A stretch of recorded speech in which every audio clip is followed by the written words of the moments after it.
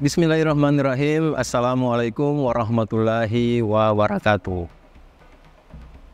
Alhamdulillahirrabbilalamin. Allahumma salli ala Sayyidina Muhammadin wa ala alihi wa sahbihi wa salim ajmain. Alhamdulillah, kami dari Yayasan Rubatul Khairat Kota Ternate di bawah pimpinan Al-Habib Abdurrahman bin Kamil As-Sagaf. Sementara ini kami lagi membangun gedung pondok pesantren Rubatul Khairat Madrasah Al-Ulya yang sementara dibangun, ya. Gedung lantai 3. Kami sangat membutuhkan dana infak dan sedekah dari jamaah bapak-bapak dan ibu-ibu. Bagi yang mau berinfak untuk melanjutkan pembangunan gedung pondok pesantren, bisa ditransfer di rekening Bank Syariah Indonesia atas nama Yayasan Rubatul Khairat. Nomor rekening 72356395526. Terima kasih.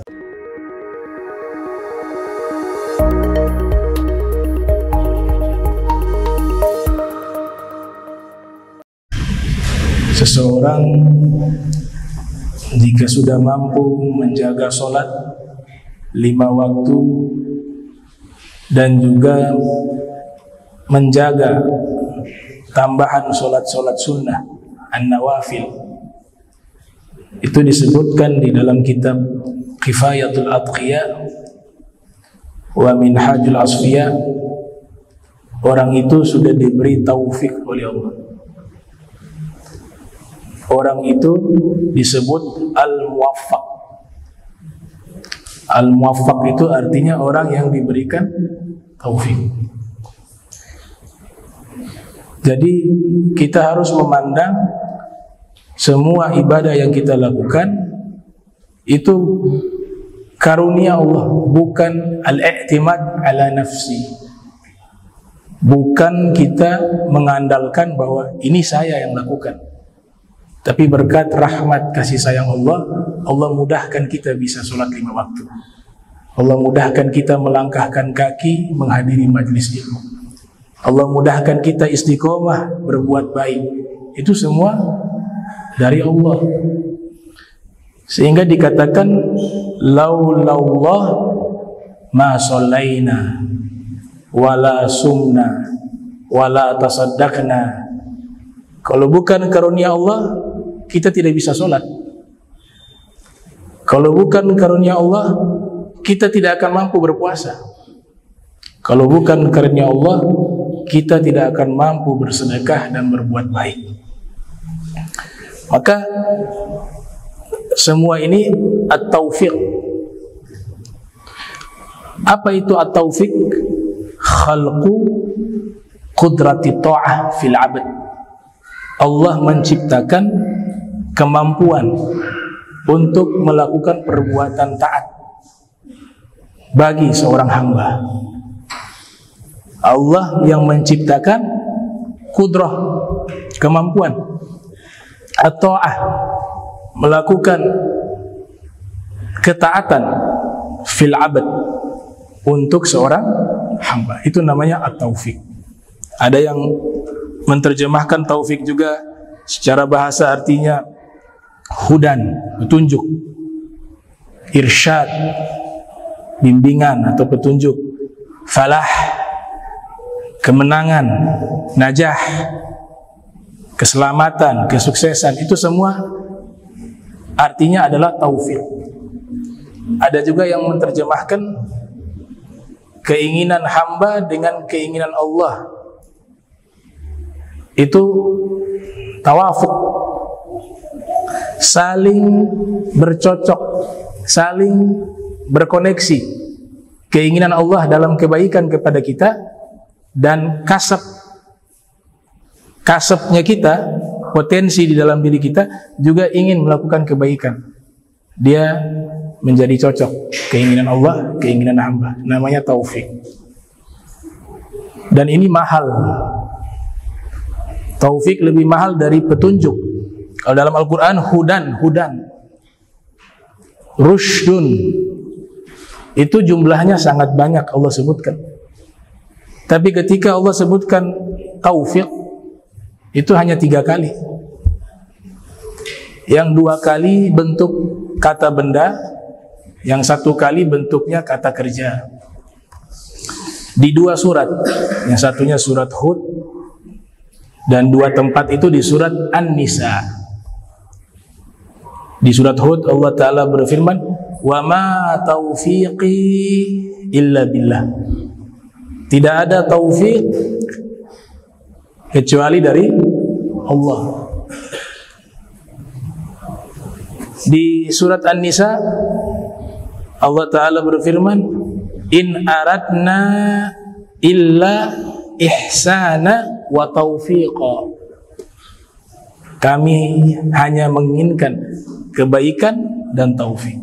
Di dalam ilmu balaghah, ilmu sastra bahasa Arab, kalau ada nafi, kata tidak di awal, kemudian setelahnya ada istithna, pengecualian, maka dia bermakna isbat. Isbat, penetapan, penegasan, yang artinya murni semua yang kita lakukan kebaikan itu minallah. Taufik minallah, tidak dari diri kita. Walaupun di dalam akidah ahli sunnah wal jamaah, salah satu ulama besar bernama Al-Imam Abu Bakar Al-Baqalani menyatakan ada kasab, satu daya sekian persen yang hamba itu ikhtiar, memilih baik atau buruk, sehingga tidak menyalahkan Allah nanti di hari kiamat. Maksudnya bagaimana? Kalau nanti orang ini meninggal tidak pernah berbuat baik dan tempatnya di dalam neraka, maka dia bisa mengadu kepada Allah, ya Allah, Engkau kan yang ciptakan kebaikan, Engkau ciptakan keburukan, Engkau ciptakan. Jadi saya ini Engkau ciptakan memang masuk neraka, karena Engkau sudah atur semuanya. Maka saya mengadu kepadamu, Engkau tidak adil misalnya, maka bisa dibantah dengan gugatan tersebut. Saya berikan kamu kasab, saya mengatur semuanya, tapi ada potensi yang kamu diizinkan memilih. Ini baik, ini tidak baik. Ini dosa, ini taat. Kenapa kau tidak memilih taat? Kenapa kau tidak memilih surga? Itu namanya kasab. Dalam Al-Quran ada. Gimana tuh yang surat? Ya. La yukallifullahu nafsan illa wus'aha, laha ma kasabat wa 'alaiha maktasabat. Laha ma kasabat. Kebaikan kasabat itu potensi kalian milih. Sekian persen ada pilihan. Wa 'alaiha ma kasabat, juga perbuatan jahat, perbuatan buruk itu juga ada kasab dalam diri kalian. Ada ikhtiar, ada sekian persen kalian memilih. Kalau kalian memilih baik, maka akan berbuat baik. Kalau kalian memilih keburukan, maka kalian akan melakukan keburukan. Sebab itulah tawajjuhul qalb, condongnya hati kepada sesuatu itu ulama bagi sampai menjadi 5 bagian. Ada yang namanya hajis. Hajis itu bisikan hati yang tidak dicatat dosa, karena manusia gak bisa menghindari bisikan hati itu. Hajis namanya. Ada lintasan, dia sekian detik lewat niat-niat jahat, bukan niat semuanya, hajis. Naik lagi ada namanya khotir, lintasan-lintasan di hati yang durasi waktunya lebih lama dari hajis tadi. Naik lagi disebut dengan hadithun nafs, hadith, bicara, nafs, nafsu atau jiwa. Naik lagi ke atas azmun, Diterjemahkan sudah punya kemauan. Naik lagi niatun, niat. Yang dicatat dosa niat. Tapi yang 4 tadi tidak dicatat dosa karena tidak mampu manusia menjaga lintasan-lintasan hati. Kalau niat sudah memantapkan niat jahat itu. Kalau niat baik, lintasan-lintasan baik itu ditetapkan dalam hati, jadinya niat. Kalau niat jahat, lintasan-lintasan tadi yang 4 dia kokohkan dalam hati, ingin melakukannya, namanya niat. Nah, mulailah di situ dicatat. Kalau niatnya baik dicatat pahala, niatnya jahat dicatat dosa. Oke, sebab itu taufik 3 kali disebut, 2 kata benda, 1 kata kerja. Yang satunya di surat An-Nisa juga. Allah Subhanahu wa taala berfirman, nah, iyurida islaha yuwaffiqillahu bainahuma. Jika mereka berdua ingin mengadakan satu perdamaian, maka niscaya Allah akan memberikan taufik di antara mereka berdua. Itu taufik 3 kali saja disebut dalam Al-Quran. 2 kali kata benda, 1 kali kata kerja. Dibacanya yuwaffiqillahu, sukun bertemu sukun. Idzal taqa sukunani fahurrika bil kasrah. Kalau 2 sukun bertemu maka diharokatkan dengan kasrah. Taufik minallah, bukan dari kita. Makanya al-luju ilallah wal inabatu ilallah. Semua dikembalikan kepada Allah. Semua kebaikan yang kita lakukan min fadlillah, bukan dari saya, bukan dari kita. Kita makhluk, tidak punya daya, tidak punya kekuatan. Makanya kalau ada yang mau cari tahu arti taufik itu apa, ada dalam doa hauqalah. Hauqalah, la haula wala quwata illa billah. Itu makna taufik. Tidak ada daya dan tidak ada kekuatan kecuali semua dari Allah Subhanahu wa taala, illa billah. Maka disebut juga kalau kita ada bisikan jahat dalam hati kita, cepat-cepat ingat Allah. Diajarkan oleh para guru, baca doa Allahumma inni a'udzubika min syarri nafsi. Itu niat jahat itu langsung hilang. Coba praktekkan.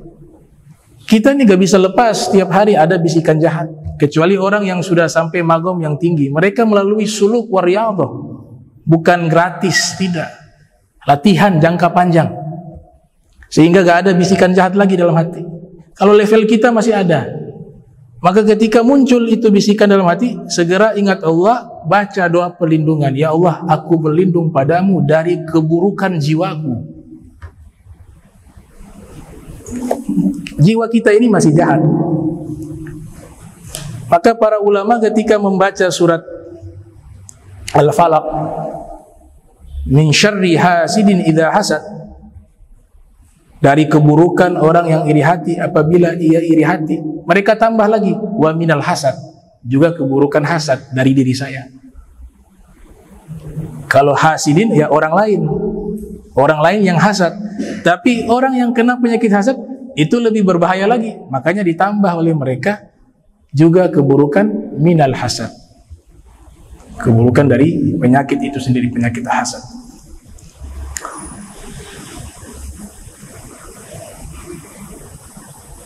Dikatakan doa Allahumma inni a'udzubika min syarri nafsi. Ya Allah, aku berlindung padamu dari keburukan diriku. Atau ada doa yang dibacakan oleh Al-Imam Ibrahim bin Adham. Beliau selalu berdoa dengan doa ini. Allahumma nqulni min dhilli ma'asiyatik ila izzi ta'atik. Ya Allah, pindahkan saya dari kehinaan bermaksiat kepadamu menuju kemuliaan taat kepadamu. Orang yang taat tapi maksiat tetap jalan, ketaatan itu tidak memiliki rasa. Kalau masih belum meninggalkan secara total itu perbuatan dosa, ibadah kita terasa hambar. Makanya kedua-duanya harus jalan. Dikatakan al-ma'asi tuzilun ni'am. Kemaksiatan itu menghilangkan kenikmatan. Kenikmatan apa yang dimaksud? Kenikmatan taat kepada Allah. Beda orang yang tidak maksiat melakukan ketaatan, itu rasanya berbeda dengan orang yang melakukan ketaatan tapi masih terus melakukan kemaksiatan. Dan meninggalkan kemaksiatan, kata Al-Imam Al-Ghazali, itu jauh lebih berat daripada melaksanakan ketaatan. Tapi barometer orang-orang yang disebut siddiqin adalah orang-orang yang sudah mampu meninggalkan seluruh dosa, seluruh maksiat, maka diberikan gelar as-siddiqin, jujur imannya. Ada satu riwayat mengatakan siru ilallah urja wa makasira. Kalau ingin menuju kepada Allah, jangan tanggung-tanggung. Datangilah Allah dalam keadaan terpincang-pincang dan dalam keadaan hancur. Makasira. Siru ilallah urja wa makasira. Artinya selain taat, kita juga dituntut menghindari larangan, menghindari maksiat. Sekalipun satu saat terpeleset, kita sudah sungguh-sungguh manusia. Kita bukan malaikat, tapi paling tidak kita sudah berusaha semaksimal mungkin. Makanya jangan diterjemahkan kata takwa, bertakwalah kalian semampu kalian. Kata semampu kalian itu semaksimal kalian.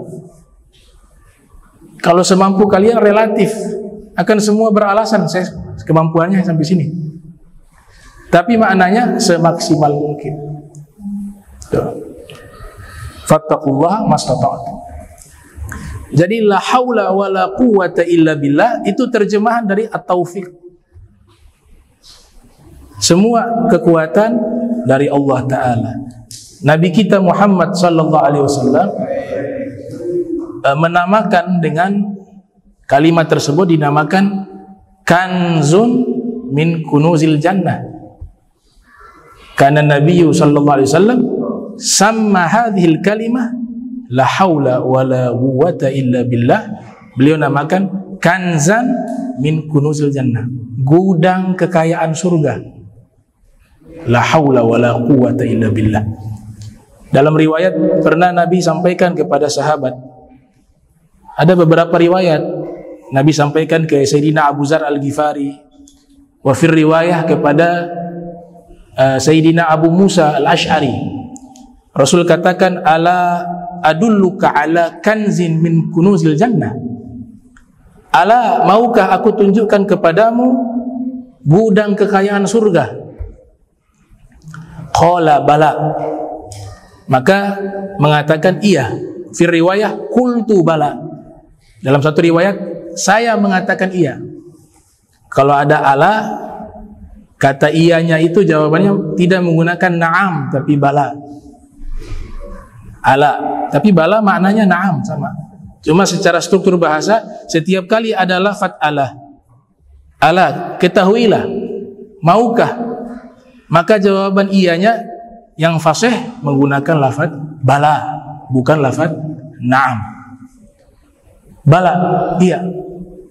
Kemudian Rasul Muhammad SAW mengatakan gudang kekayaan surga itu adalah la haula wala quwwata illa billah. Tidak ada daya, tidak ada kekuatan kecuali semuanya dari Allah Subhanahu wa taala. Kalimat ini juga Nabi katakan bisa menjadi dawaun wa shifaun, menjadi obat dan penawar. Tentunya dia pahami maknanya. Syekh Nawawi mengatakan kalau zikir-zikir itu pahalanya dihitung kalau tahu makna walaupun tidak secara perkosakata. Jadi gak boleh zikir gak tahu arti. Harus tahu nih subhanallah artinya mensucikan Allah, walaupun tidak harus berkosakata. Tahu nih maknanya apa ini. Beda kalau salawat, Salawat tidak tahu arti dapat pahala. Maka dikatakan salawat itu adalah syekhun man la syekha lahu wa mursyidun man la mursyida lahu. Salawat itu guru bagi orang yang tidak punya guru, mursyid bagi orang yang tidak punya mursyid. Atau membaca Al-Quran, kita membaca Al-Quran sekalipun tidak tahu arti bernilai pahala. Karena Nabi katakan, man qara'a harfan min kitabillah falahu bihi hasanatun wal hasanatu bi asyri amsalihha la aqulu alif lam mim harfun walakin alif harfun wa lam harfun wa mim harfun. Nabi katakan, siapa yang membaca Al-Quran satu huruf dapat 10 kebaikan, satu pahala dilipat gandakan menjadi 10 kebaikan. Aku tidak mengatakan alif lam mim itu satu huruf, tapi alif satu huruf, lam satu huruf, mim satu huruf. Alif lam mim contoh kalimat, contoh huruf yang tidak memiliki arti. Makna ada tapi artinya tidak ada. Makanya para mufassirun kebanyakan mengatakan Allahu a'lam bimuradih, Allah lebih mengetahui maksudnya. Artinya apa? Membaca tanpa tahu arti dapat pahala 10, satu huruf. Kalau tahu arti, tahu makna, lebih daripada itu. Sebagaimana yang diterangkan oleh Al-Imam Ali bin Abi Thalib karramallahu wajhah. Dan disebut juga sebagai obat.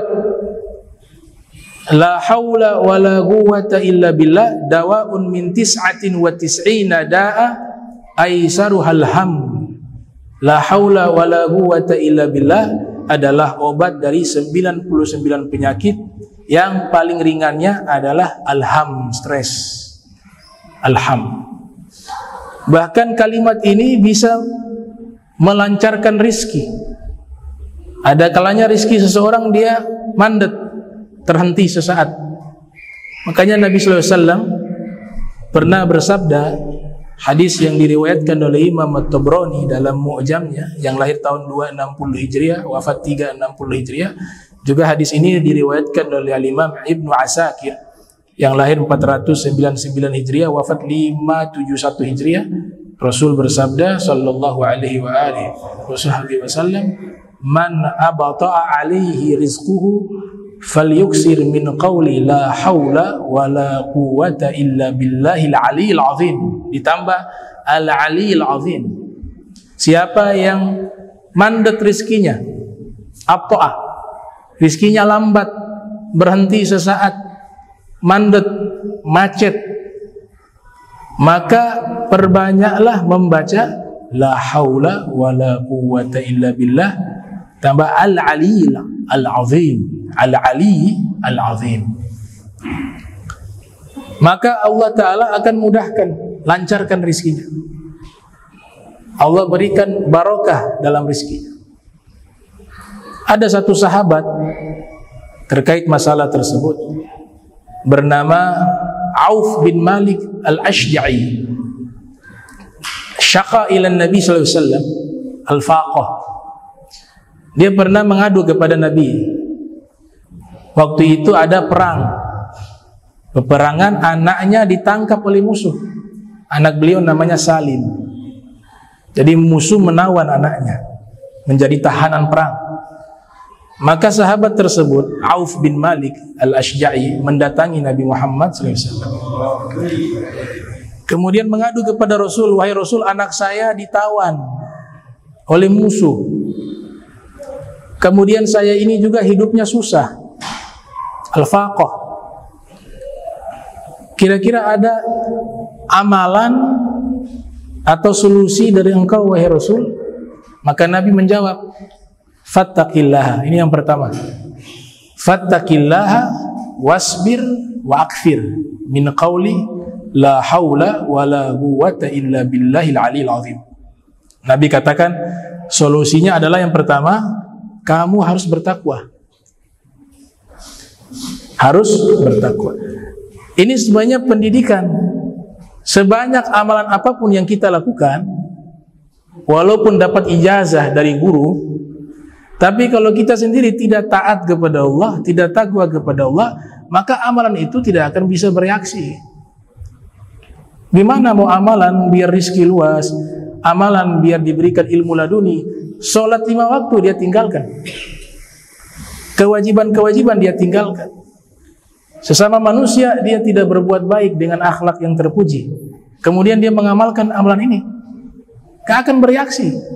Makanya sebelum Nabi berikan amalan, Nabi terangkan dulu, sebelum kamu mengamalkan sesuatu, fattaqillah dulu, takwa dulu, taat dulu kepada Allah, fattaqillah. Setelah itu wasbir, kamu harus sabar, karena khawatir masuk kepada asyakwah, mengadu protes kepada Allah. Ya Allah, kenapa harus begini? Ya Allah, maka itu juga akan menghalangi amalan kita. Maka Nabi katakan wasbir, harus bersabar. Setelah taqwa dan bersabar, setelah itu Nabi katakan wa akthir, masuk ke amalan.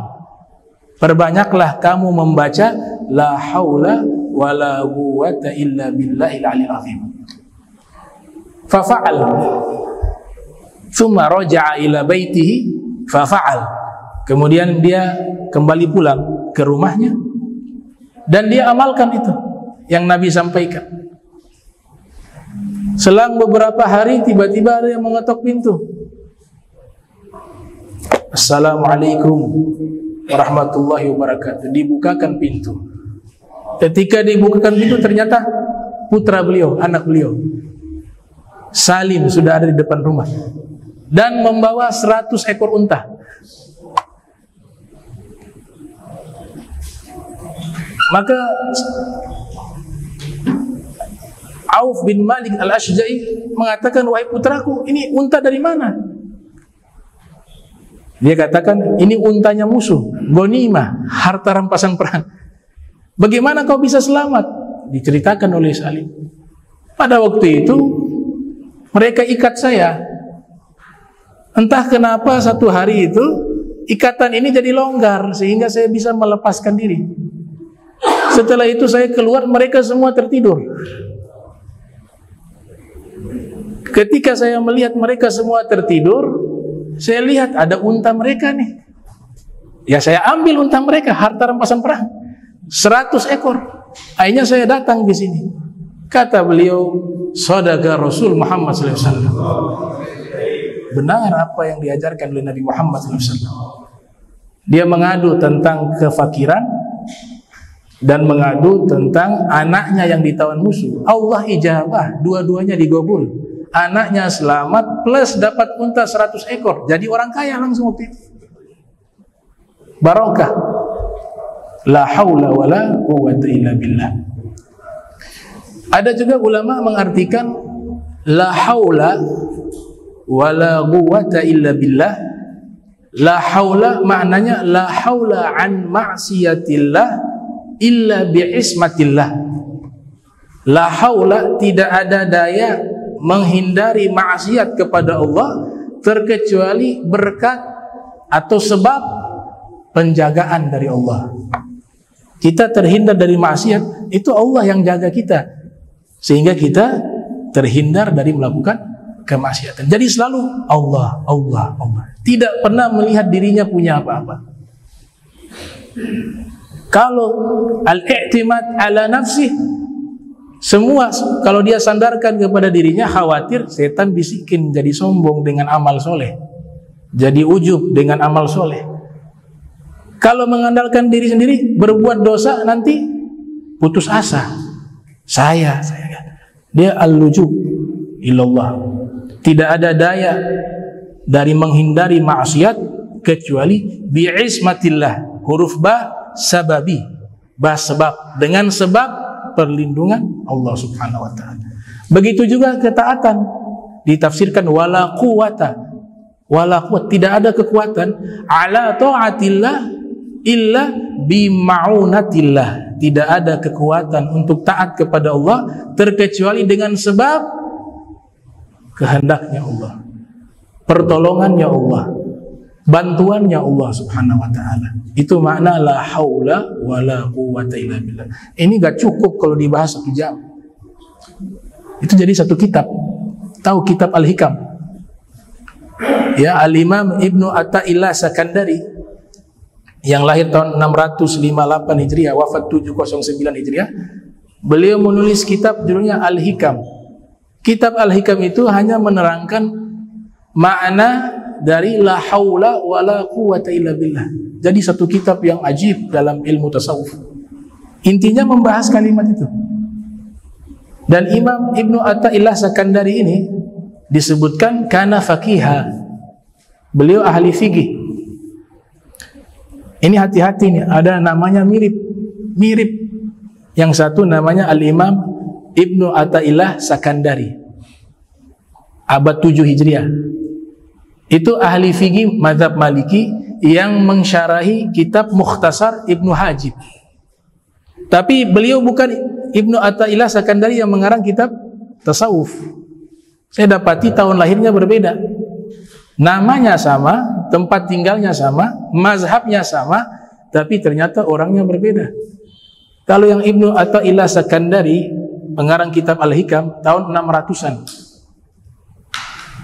Kalau yang tadi ahli fikih tahun 700. Dia ta'alik kitab Mukhtasar Ibnu Hajib. Tapi dua-duanya ahli fikih. Dulu para sufi itu mereka tafaqquh fid din. Mereka faqih. Jadi tidaklah mereka menjadi seorang sufi melainkan syariat ini mereka sudah kuasai. Mereka sudah terapkan secara maksimal, secara sempurna menurut kemampuan mereka. Al-Imam Ibnu Athaillah Sakandari awalnya tidak suka dengan tasawuf. Bahkan termasuk ulama yang sangat membenci ilmu tasawuf beserta para sufi-sufinya. Tapi semenjak bertemu dengan Abu Abbas Al-Mursi, salah satu murid daripada Al-Imam Abu Hasan As-Sazili, di situ beliau jatuh cinta kepada ilmu tasawuf dan akhirnya beliau di akhir-akhir umurnya lebih banyak menulis kitab-kitab tentang sufistik. Ahli fikih. Wa kana yufti ala madhab al-Maliki. Beliau sudah berfatwa menggunakan mazhab Maliki. Imam Junaid al-Baghdadi terkenal sebagai pemimpin ahli tasawuf, Sayyidu Taifah. Itu pernah diuji ilmu fikihnya oleh para fuqaha. Itu dinukilkan oleh Ibnu Mulaqqin dalam kitab Tabaqatul Awliya. Lahir tahun 723 Hijriah, wafat 804 Hijriah. Semua pertanyaan fikih lintas mazhab yang ada di masa itu ditanyakan kepada Imam Junaid, dijawab semuanya. Ini dalilnya, Al-Quran ini, hadisnya begini, istinbatnya hukum begini, menurut imam ini begini, fulan begini, semua. Karena pikiran mereka, ini Imam Junaid hanya sibuk dengan tasawuf, jangan-jangan tidak paham syariat. Bagaimana kalau kita uji coba nih, menurut para fuqaha, paham tidak tentang ilmu fikih? Ternyata subhanallah, beliau jauh lebih ahli fikih dari para fuqaha. Bahkan beliau kana yufti ala madhhabain. Beliau berfatwa dengan dua madhab. Madhab al-fuqaha wa madhab al-asfiya. Versi fuqaha dijawab plus versi fikihnya para sufi dijawab juga. Akhirnya mereka mengakui keilmuan fikih daripada Al-Imam Junaid al-Baghdadi. Mereka tidak keluar dari syariat. Itulah sufi yang sebenarnya. Bahkan beliau mengatakan tariqatuna muqayyadun bil kitab wa sunnah, atau tariquna muqayyadun bil kitabi wa sunnah. Tarekat kami itu terikat dengan Al-Quran dan sunnah. Kullu turukin masdudah illa ala man iktafa athara Rasulillah Muhammadin sallallahu alaihi wasallam.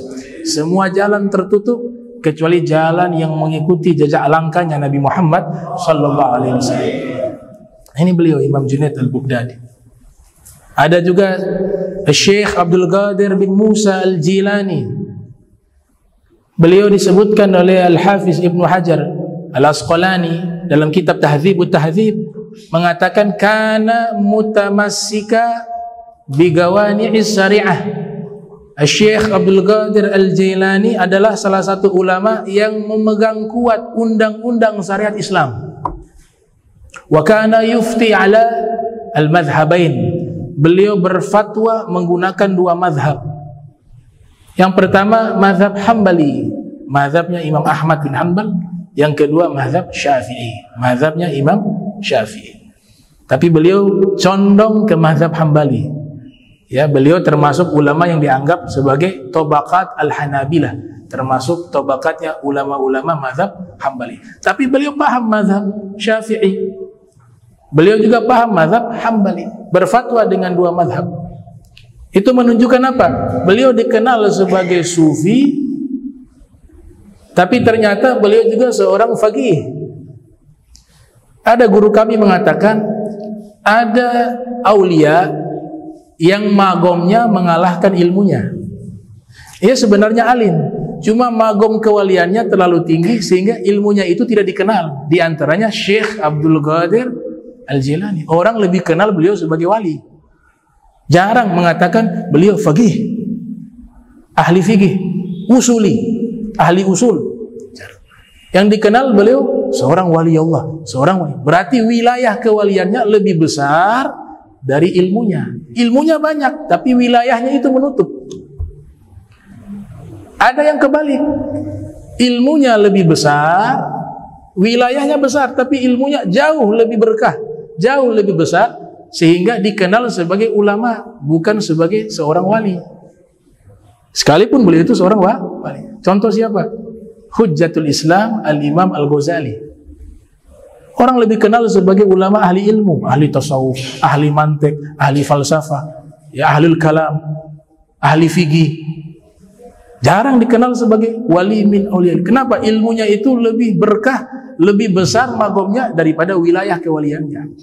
Itu ada dua. Ada juga ulama berfatwa dua mazhab, bernama Al-Imam Ibnu Daqiq Al-Id. Beliau berfatwa dengan mazhab Maliki dan mazhab Syafi'i. Tapi yang luar biasa, ada ulama mutakhirin, Syekhul Azhar bernama Syekh Ahmad Ad-Damanhuri. Beliau berfatwa 4 mazhab, dan beliau menguasai 4 mazhab usulan wa fikhan wa usluban wa tatbiqa. Baik secara fikihnya, usulnya, penerapannya, sistematikanya, dia kuasai semua 4 mazhab di luar kepala. Itu salah satu keajaiban yang Allah berikan bagi ulama-ulama umat Islam. Ya, namanya Syekh Ahmad Ad-Damanhuri. Wa kana yufti 'alal madzahibil arba'ah. Beliau berfatwa menggunakan 4 mazhab. Sampai dikatakan, "Engkau ini mazhab apa?" Beliau mengatakan, "Ya 4 itu. Saya mazhab 4 itu." Kalau ada konferensi ulama membahas tentang masalah-masalah fikih Syafi'i, ya saya jadi Syafi'i. Kalau ada ulama konferensi berkumpul membahas tentang masalah fikih Maliki, saya menjadi ulama Maliki dan menjadi ra'san, menjadi pemimpin ulama mazhab Maliki. Kalau diskusi dengan ulama-ulama Syafi'i, beliau menjadi pemimpinnya. Kalau diskusi dengan ulama-ulama Hanafi, beliau menjadi pemimpinnya ulama Hanafi. Kalau berkumpul dengan ulama-ulama Hambali, beliau menjadi pemimpin ulama Hambali di zamannya. Itu mukjizat Nabi Muhammad SAW. Kenapa mukjizat Nabi Muhammad? Karena Nabi mengatakan al-ulama warathatul anbiya. Mereka para ulama senantiasa eksis dan ada karena mereka mewarisi ilmu-ilmunya para nabi dan ilmunya aku Nabi Muhammad sallallahu alaihi wasallam. Syekh Ahmad Ad-Damanhuri. Masya Allah. Bahkan ini beberapa pengantar karena kita bahas masalah sholat, jadi ada semua minallah, bukan dari kita. Kalau bukan kehendak Allah, kita gak jadi apa-apa. Kulluhum du'afa. Semua mereka hamba-hamba Allah lemah.